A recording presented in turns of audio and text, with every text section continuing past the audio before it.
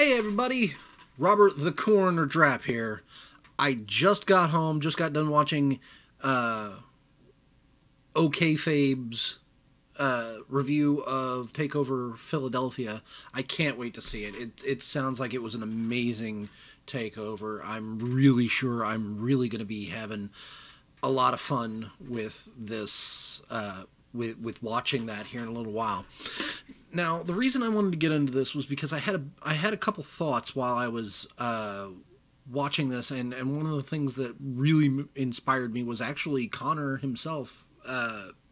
Check him out at OKFabe on Twitter and here on YouTube, youtube.com/OKFabe.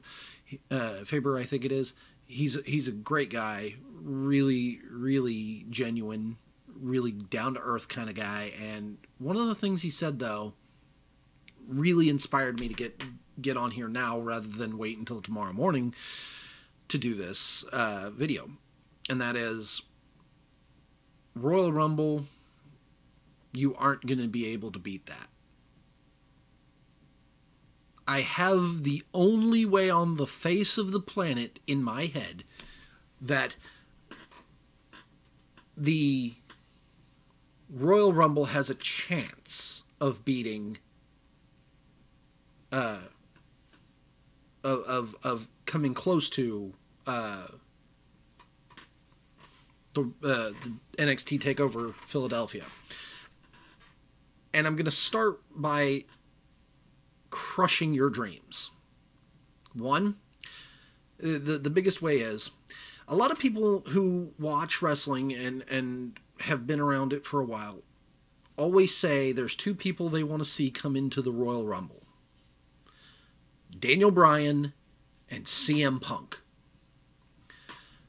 I'm going to crush your dreams now because neither one will be in this year's Rumble, and I don't think will ever wrestle again under the WWE banner. In fact, I think that's what is eventually going to happen down the road is either New Japan Pro Wrestling or Ring of Honor or both are going to end up getting them and just blowing WWE's doors down. Because they'll have two of the guys that were so high on everybody's expectations and everybody's wish list to wrestle again. And then they're wrestling not in WWE. They can do anything they want. The main reason why I don't think CM Punk will ever wrestle for WWE again is because it's simple. Triple H doesn't like him. Now, this is different from Vince not liking CM Punk because, let's be honest, I don't think he was ever really a big fan of Bret Hart, hence the screw job, the Montreal screw job, and even years after saying, I didn't screw Bret, Bret screwed Bret. That catharsis took a very long time before it was ever realized and given to Bret the Hitman Hart, and he deserved it. He deserved that closure. But I would be very interested to maybe go back through and try and find to see what Shawn Michaels thought about it, because I've never really thought about it, because it was always Bret versus Vince in that aspect. So because CM Punk really ripped on Vince, but Vince has been known to get into literal fist fights with his employees and respects them for it. So him having somebody, take a few shots at him verbally doesn't really bother me. I don't think it would really bother him. Conversely, when he first said Paul in that pipe bomb, he was referring to Triple H. As soon as he started trying to talk about Triple H, mic cut. And it's been documented that Triple H doesn't like CM Punk. So with with Triple H being the heir apparent to Vince's kingdom, it's not going to be Stephanie, because I think she's really realized that Triple H is the more is maybe not the while not having the lineage that she has, definitely the person she wants to listen to the ideas because people like what he's doing with NXT. And Shane doesn't want it. Shane went and did his own thing, stuck it to Vince, became a millionaire in his own right, and then came back for fun. I don't think he needs the WWE as much as he wants to be there. He wants to be there as an on-air personality. And personally, I say never let Stephanie on camera again because she's not exactly the most pleasing person to watch. And let Shane just be Shane on TV. If you need a McMahon's presence on a storyline, there's your guy. He's an emissary of Triple H. That'll be the story. Oh, I got somebody watching. Yay! Thank you. The reason why you will never see Daniel Bryan in the Royal Rumble again is very simple. I think that if he was even if his music played and he walked down the ramp in tights, like they cleared him, because he's been cleared by a number of highly specialized professionals, and he's not been cleared by WWE doctors. Some of the best in the world in UCLA. No, we're not gonna clear you, says WWE. So I think that if he walked out there, no matter what else happened in the Rumble, that would be Daniel Bryan's Rumble. And if he walked out there and didn't win, you'd instantly have a very hostile crowd. And especially if you're going to do it in Philadelphia. You don't do that. You don't turn that crowd on you. I mean, if you really want to see what they can do, look at what happened when Roman Reigns won. I think it was in 2008. It was actually very recently when he won the Royal Rumble. He came out. The Rock comes out there. I love The Rock. Hell, I'd cheer for him just about every time he walked on stage. And I would have booed him standing next to Roman Reigns, holding Roman's hand up, because it was them telling you, this is our guy. And we don't need that. If Daniel Bryan comes out there and doesn't win, you've got a crowd that just will boo you out of existence. And let's think beyond the Rumble. Let's think beyond just that one single match. What are you going to do with Daniel Bryan? You going to give him the title? Because he'd have to wrestle AJ Styles. And AJ Styles, in theory, he'd have to wrestle AJ Styles. And so you'd have this match of a lifetime, really. Because AJ can go. AJ can put together a match that'll make your jaw drop. And you give him Daniel Bryan, I don't think we've ever seen or ever will see such a great match. It's unfortunate, but we won't. So we have to look to who I think is going to make this Royal Rumble equal to or better than what just happened at TakeOver Philadelphia. One name comes to mind. And it's one I haven't heard. Dean Ambrose. See, Dean stepped away a little while back. I don't know what his timetable is, but they were saying, oh, he's going to miss Mania. I don't think he's even going to miss the Royal Rumble. From what I remember hearing, he got injured and it wasn't as bad as they were saying. Pardon me. It wasn't as bad as they were saying, and he was able to already be in physio. Like, I think it was like 2 weeks. He went, got a surgery. It was on his shoulder. It was a minor tear. He was good to go. And he started light physio. If he's not gearing up now to get in the Rumble, I'd be surprised. Now, this in turn will lead you to the question, how the hell is Dean Ambrose, who's a mid-carder at best at the moment, gonna make the Rumble iconic? And there's only one way. Seth Rollins and, well, it's going to be very contextual. Seth Rollins and Jason Jordan have to lose. It has to be cheated. They have to be gypped out of the tag team championships. They go to Kurt Angle. Kurt Angle's like, listen, I know, I saw that. You'll get your rematch, but for tonight, I want to give you guys something that they're not gonna get. See, I was all set for whoever, if they didn't cheat, if there was no tomfoolery in this, that the team that did not win would be in the Rumble.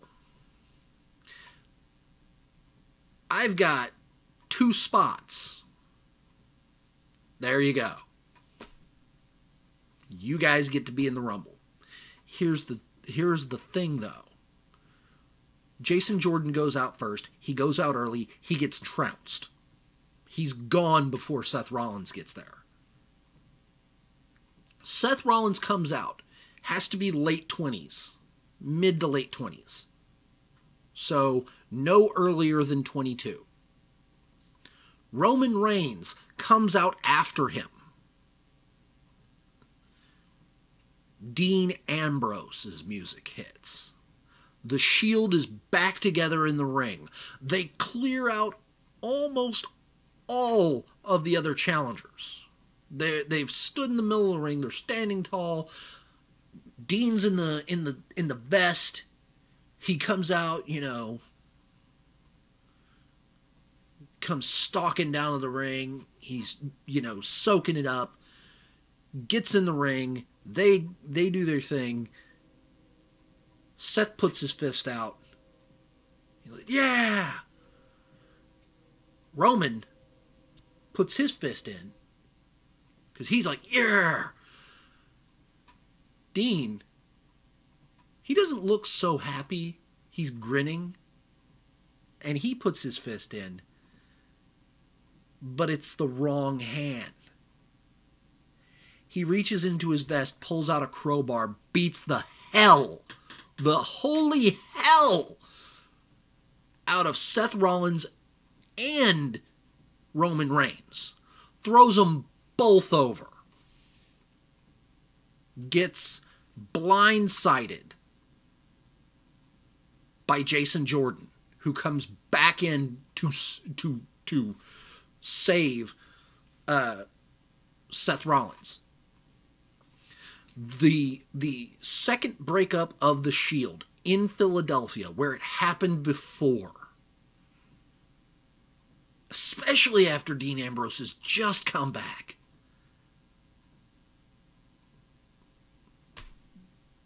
that right there is history. That right there is an iconic moment that I will lose my goddamn mind over. No argument.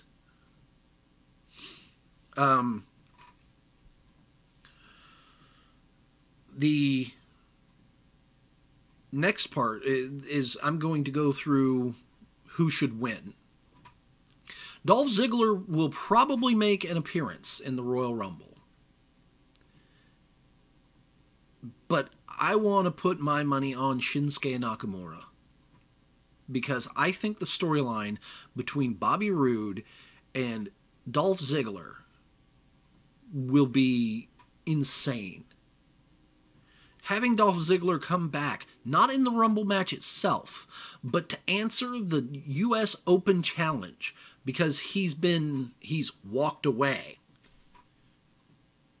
He comes back, says, "You can't issue the open challenge. I'm still the champion. I never formally relinquished it. I never said I was going to walk away from the company. I am still within the 30 days of defending my title. So, you're a pretender. I don't have to acknowledge you. I want my belt. Take it off."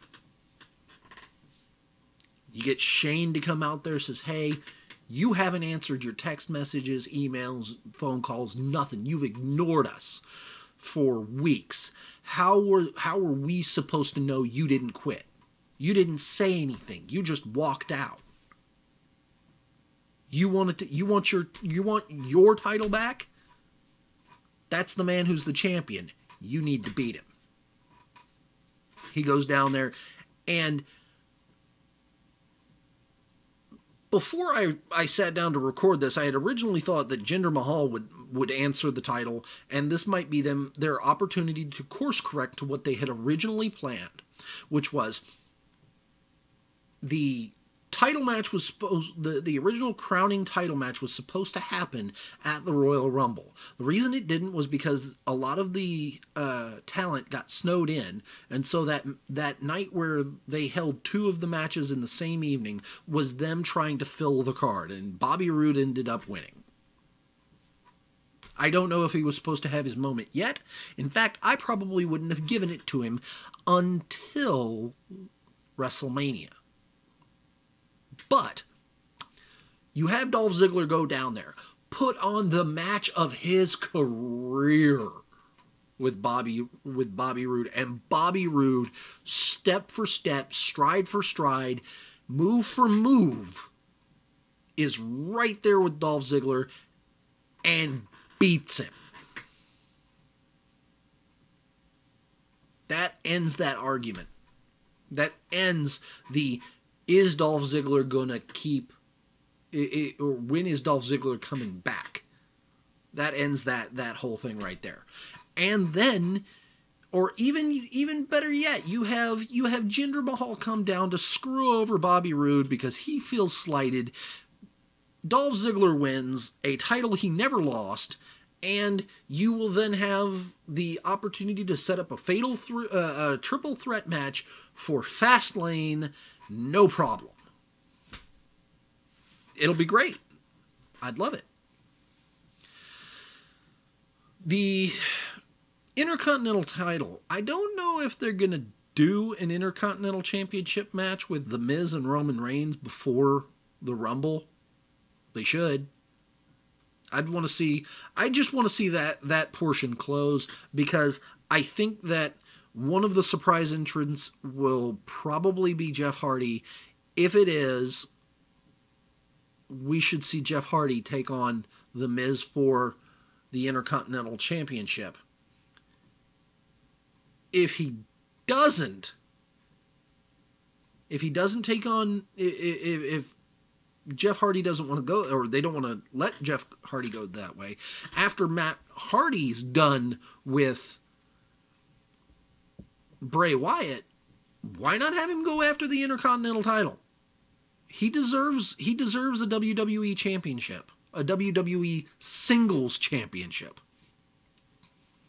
if not the entire the Universal title. Maybe not now, but coming up. So if that happens, if we get that match, which I would love to see, I'm picking The Miz. Maybe a little tomfoolery there, like we get the Miztourage interfering. Because I'm imagining that to pad out the Rumble, because currently we've only got 17 announced entrants. So we've got a fair number out of the 30 to kind of fill in. Some people were saying maybe Kenny Omega, maybe these guys. I don't know. I don't think I know Kenny Omega's not going to. We might see Chris Jericho, because we did see him backstage at Raw 25, which I thought that was going to lead to him going out on stage rather than John Cena. But that happened, so we're stuck with that. John Cena will not win the Royal Rumble, by the way, because I don't want him to, but it might happen such that we see The Undertaker come out, night after Rumble, saying that he watched the Rumble, was told he was not allowed to go down there, and he demands a chance to face John Cena, the one person he's always wanted to face but never got a chance to, has always been kept away from. John Cena should absolutely be an asshole in this situation. He should be a complete prick and say, listen, I respect, you know me. Hustle, loyalty, respect. We're not talking real life because everything John Cena's character has ever done has exhibited everything opposite of that, but we're not talking about that right now. Listen, I live hustle, loyalty, respect. Ain't nobody been more loyal than you. Ain't nobody been more respected than you, dead man. But you ain't got the hustle no more. You're 55 years old, you got a hip replacement, you're feeling brand new, and I could understand that. I remember when I came back from my injury, I felt like Superman. Well, guess what? You're not. And I get it. What else you got? Number one killer of old people, they say, is retirement, because they ain't got nothing to do after that. You got a job, you tend to live a little longer to do it. But in this case, you ain't got the streak no more. Hell, you've been beat twice. I respect you, but you need to go back, write your book, tell us all about everything that you've ever done. All the stuff you don't ever hear, like everybody else does. Maybe do a podcast.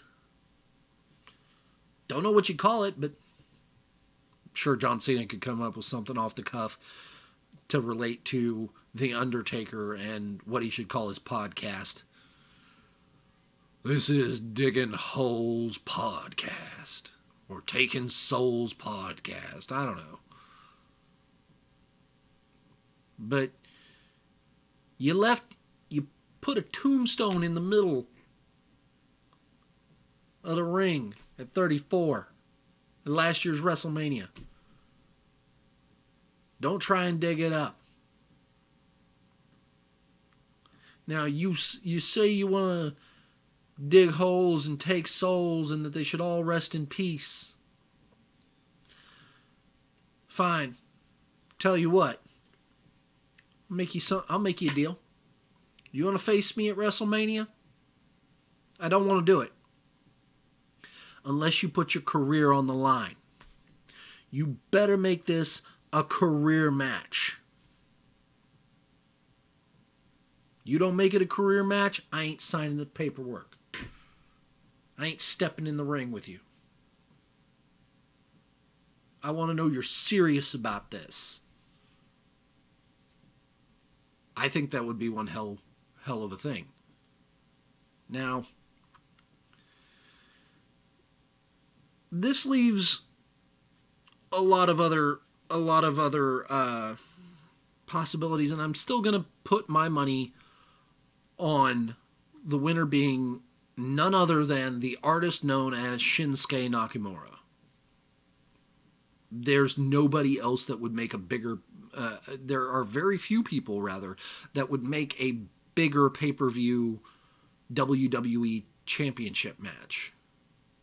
It's obvious that they're gonna give Roman the Universal title match, but They can give that to him through the Elimination Chamber. Hell, with what I've set up, Roman, Seth, Dean, Jason. There's 4 out of the 6 entrants made. You can put Elias in there. You could put Braun Strowman in there. There's 6. Matt Hardy, whoever you want. But you don't need a Raw guy to win the championship. And really, I don't think it needs to be anybody but Shinsuke. I think putting Shinsuke Nakamura and AJ Styles in the main event and you let them go. You tell them, here's who wins, go. Get there. It'd be beautiful. It'd be great. Randy Orton's not winning back-to-back. The only other surprise entrant would be possibly Dave Bautista, but I don't see why. He makes enough money in Hollywood, he doesn't need to come back. He's got the Guardians of the Galaxy, and they still have to finish the Infinity War. He doesn't need to do this. He can stay away. But I really don't... Finn Balor? Maybe? I'd love to see it, but I don't think so. We're going to move on, because there's really only a couple other matches. You got the Women's Royal Rumble. Kurt Angle confirmed.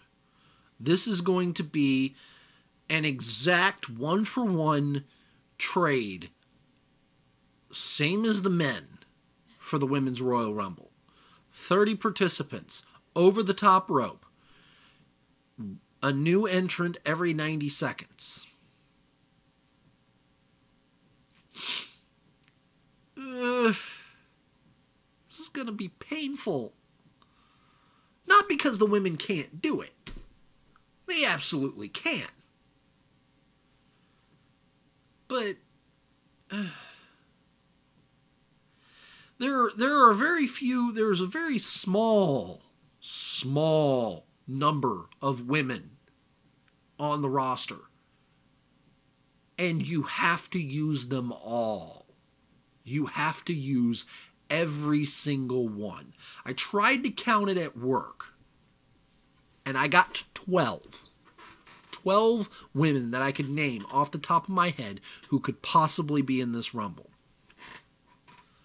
Number 1, the woman I picked to win it all, the Empress of Tomorrow, Asuka.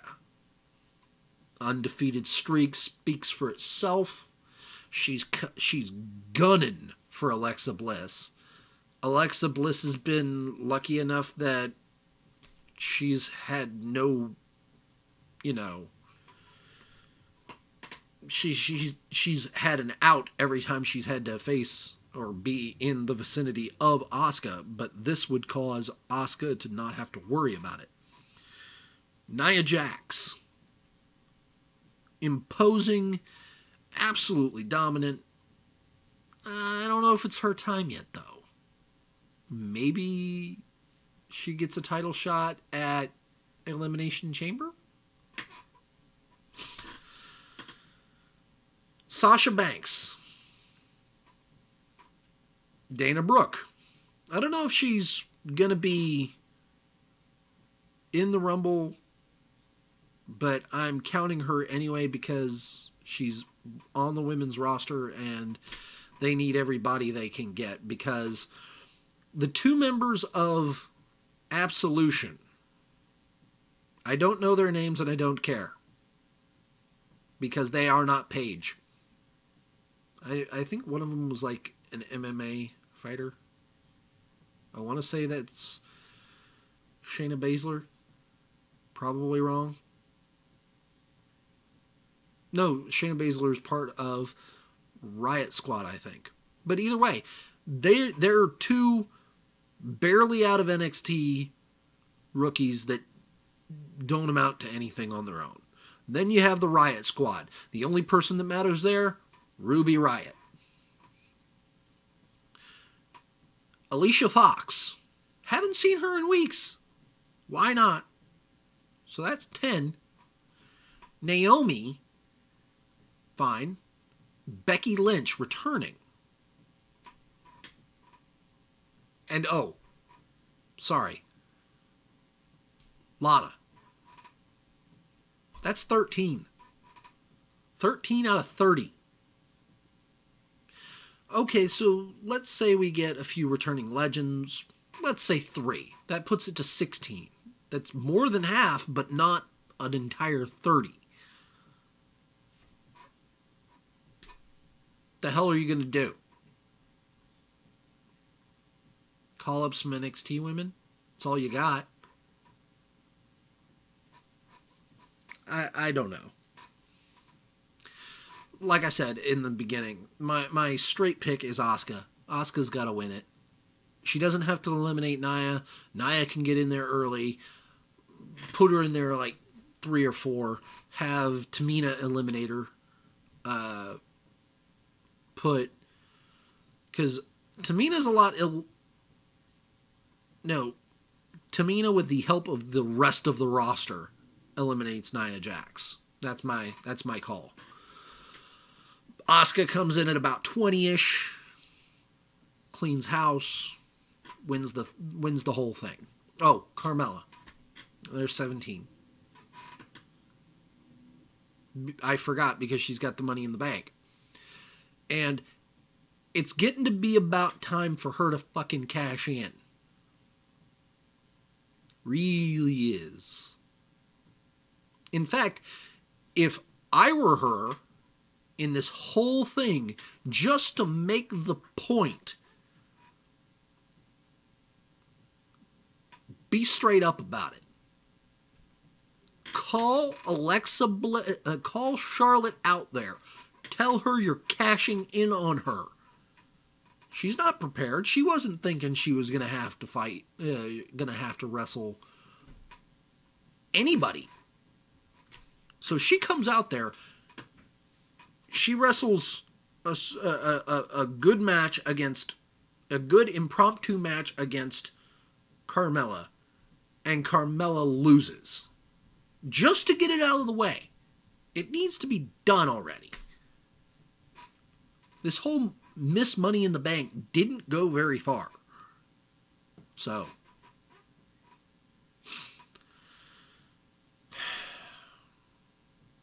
Roman Reigns is going to enter the Royal Rumble. Again.